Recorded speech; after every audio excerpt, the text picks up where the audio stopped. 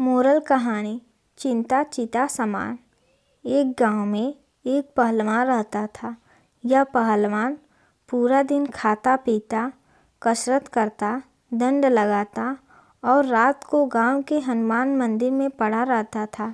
इसके अलावा उसे और कोई काम नहीं था। गांव के लोगों को पहलवान बहुत पसंद था, क्योंकि इस पहलवान की वजह से उस गांव में कोई भी चोरी चकारी या लूटपाट करने की हिम्मत नहीं करता था।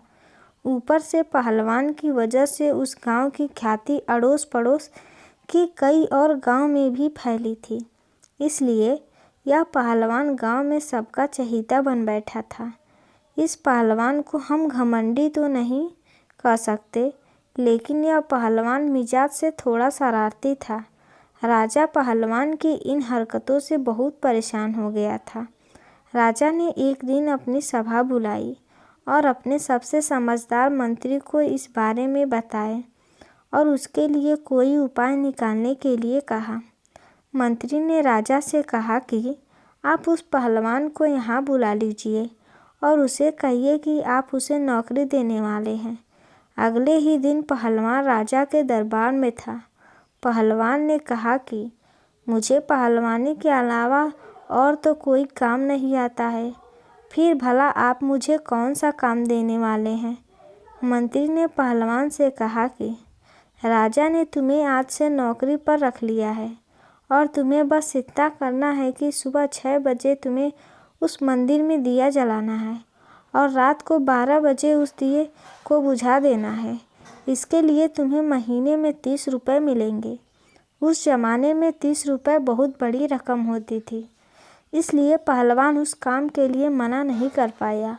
उसने सोचा, सिर्फ दिया जलाना और बुझाना ही तो है और इसके बदले पूरे 30 रुपये मिलेंगे।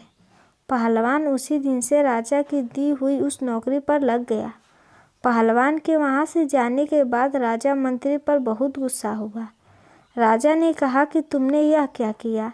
मैं सोचता था कि तुम पहलवान को कोई ऐसा काम दोगे जिससे वह व्यस्त रहेगा और मुझे आगे से परेशान नहीं होना पड़ेगा, लेकिन तुमने उसे इतना आसान काम दिया कि वह 1 मिनट में दिया जलाएगा और 1 मिनट में दिया बुझाएगा और बाकी का समय वह कुछ नहीं कर रहा होगा। यानी कि जब मुझे उस रास्ते से गुजरना पड़ेगा तो वह फिर से ऐसा कुछ करेगा जिससे मेरी जगह शाही होगी। मंत्री ने राजा को विश्वास दिलाते हुए कहा कि महाराज, आप मुझ पर भरोसा रखिए। एक और काम और आपको करना है। सिर्फ 30 दिनों तक आपको उस रास्ते से नहीं गुजरना है। राजा अपने मंत्री की समझदारी से अच्छी तरह वाकिफ था, इसलिए राजा ने 30 दिनों तक इंतज़ार करने का तय किया और जैसा मंत्री ने कहा वैसा 30 दिनों तक बिल्कुल उस रास्ते से नहीं गुजरे।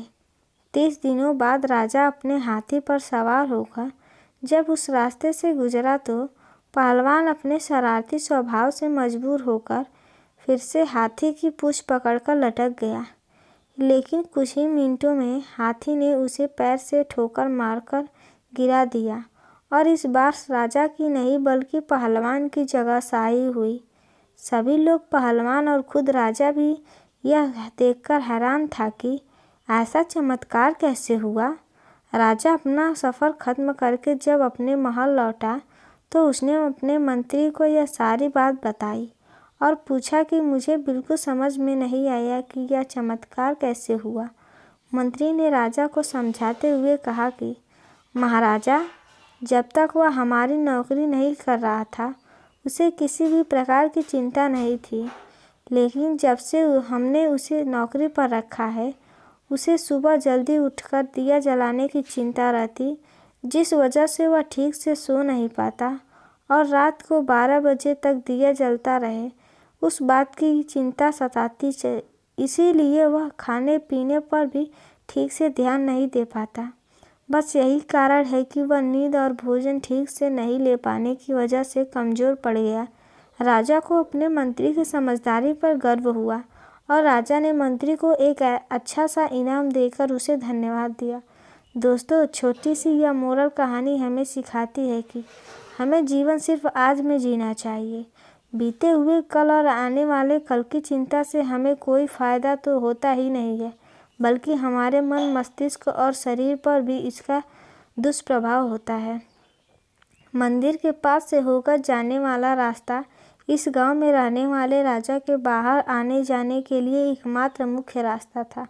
जब जब राजा अपने हाथी पर सवार होकर इस रास्ते से गुजरता था तो पहलवान अपनी शरारत करता था।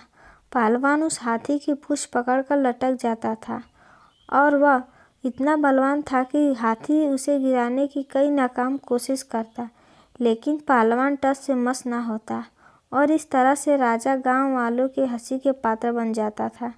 तो दोस्तों, यह कहानी आपको कैसी लगी हमें कमेंट में बताएं और ऐसी ही कहानियों के लिए हमारे चैनल को सब्सक्राइब करें और प्लीज़ अगर वीडियो अच्छी लगी हो तो प्लीज़ वीडियो को लाइक करें। धन्यवाद।